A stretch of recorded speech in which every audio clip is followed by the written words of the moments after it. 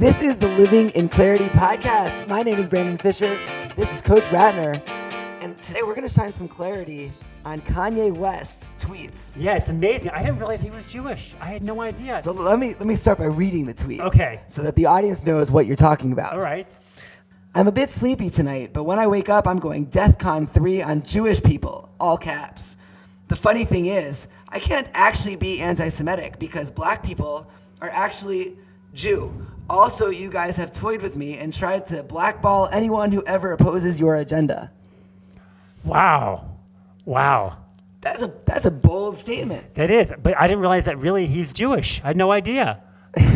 Does he know what that means? I didn't see him at the Simchas Torah celebrations. Did you? I hope he had a good one. I did. I hope he made his fast from Russia on Yom Kippur. I'm sure his Yom Kippur was full of yeah, I had no idea. strength. But I'm not sure if he's a Jew or not, but he can become a Jew if he wants to. What would that entail? Well, that entail a big process. He'd have to have a bris, right? Right. If he didn't have one. And then he'd have to learn about all the laws of Shabbat and understand he had to move into community because in order to become a Jew, you have to observe the laws of Shabbat, which the main three are Shabbos, kashrut, and laws of family purity. So he can certainly do that, but he has to live in the community. He has to move to I don't know where he lives, but I'm sure there's plenty of Jewish communities by where he lives. Probably L.A.? I don't even know. L.A. or New York or Miami. Yeah. One of those three. There's places. There's a great community there for him. There's lots of kosher restaurants. He has to keep kosher. And then he has to, like I said, have a bris. And he could become a Jew if he wanted to. It's not an easy process, though. What do you think about the fact that he's going DEFCON 3 against his own people? I know. He said it himself. He's going to go DEFCON 3 himself.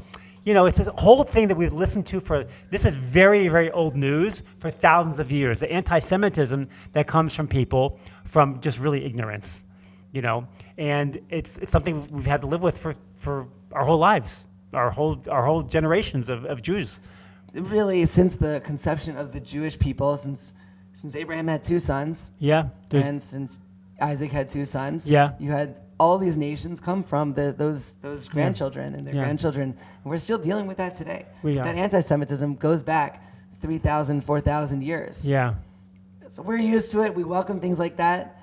We just ask that our viewers find the truth and do some real research. And I guess prepare yourselves because this DEFCON 3 is not going to come in the way of violence, but it's going to come in the way of their words.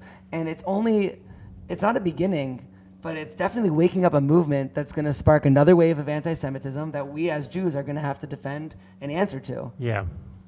Unfortunately, this is, like I said, something that's been happening for a long time.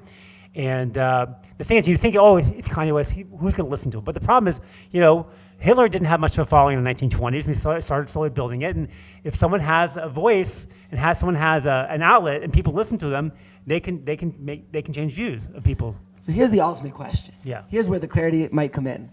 What have we done successfully against anti-Semites to be around still to this day after this anti-Semitism, since it's been going on for so long? And what can we do now? Well, the way to fight anti-Semitism is to really know what it means to really be a Jew, right? Because if you do what Jews are supposed to do, what the Torah tells us, then there probably wouldn't be any anti-Semitism because the sages tell us that when the Jews do the right thing, the world rises up and everyone does the right thing, and we're supposed to be a light into the nations, which means we're supposed to light them. They're supposed to not respect us, but they're supposed to see what we do. It's like, oh my gosh, if we act like that, then we will have better lives and better families and better relationships in our communities.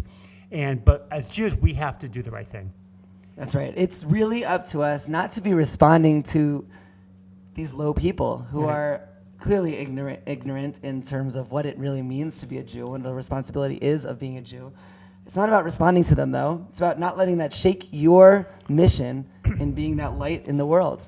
By the way, it is a responsibility because why are we here as Jews? When Adam was in the garden and God said, did you eat from the tree? He said, what did he do? He pointed at his wife, Eve. He goes, don't blame me, blame her. And he points at her, and then God asks her, why did you eat from the tree? She goes, don't blame me, blame the snake.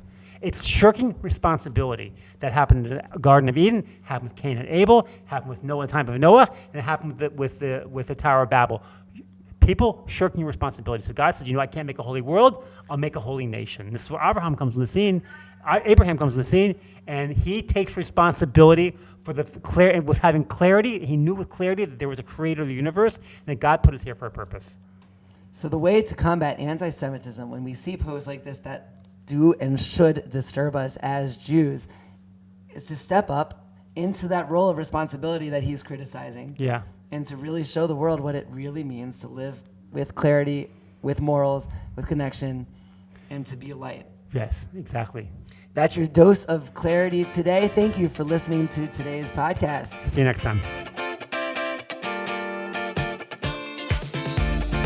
Thanks for joining us on this episode of the Living in Clarity podcast. If you enjoy what you just heard, make sure you like, subscribe, and comment with any suggestions for future episodes. We'll see you next time.